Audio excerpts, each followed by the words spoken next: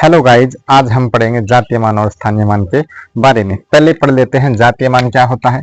किसी संख्या में किसी अंक का जातीय मान उस अंक का अपना मान है, चाहे वह अंक किसी भी स्थान पर स्थित हो, जैसे वह इकाई के स्थान पर हो, चाहे दहाई के स्थान पर हो, चाहे सैकड़ा के स्थान पर हो।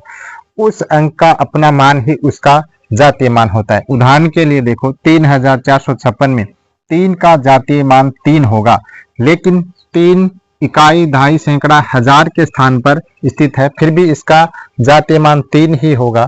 इसी प्रकार से 4 है, वो सैकड़ा के स्थान पे है, फिर भी 4 का जातीय मान 4 ही होगा।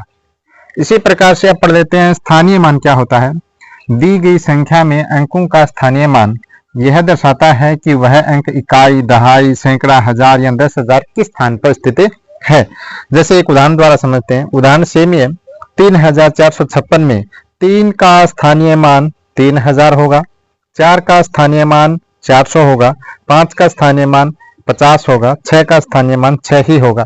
ऐसा क्यों होता है कि 3 है वो हजार के स्थान पर है। देखो, इकाई, दहाई, सैकड़ा और हजार के स्थान पे है, तो 3 का स्थानीय मान 3000। 4 है वो सैकड़ा के स्थान पे है, तो 400। 5 है वो दहाई के स्थान पे है, तो 50, और 6 है वो इकाई के स्थान पे है, तो उसका सेम ही स्थानीय मान होता है। दूसरा तरीका भी है ज्ञात करने का। जैसे हमें कोई पूछ ले कि 3 का स्थानीय मान क्या होगा, तो 3 के बाद में अंक गिन लेते हैं, 1 2 3। तो 3 के बाद में 3 अंक है, तो 3 शून्य लगा देते हैं। जैसे ये पूछे कि 4 का स्थानीय मान कितना होगा, तो 4 के बाद में 2 अंक है, तो 2 शून्य लगा देते हैं। उसी प्रकार से 5 के बाद में 1 शून्य है, 1 शून्य लगा देते हैं, क्योंकि 1 अंक है, तो 5 का स्थानीय मान क्या होगा, 50 होगा। इस प्रकार से हम स्थानीय मान और जातीय मान को समझ सकते हैं। बिल्कुल ही इजी सा टॉपिक है ये, इसको हमने विस्तारपूर्वक समझा।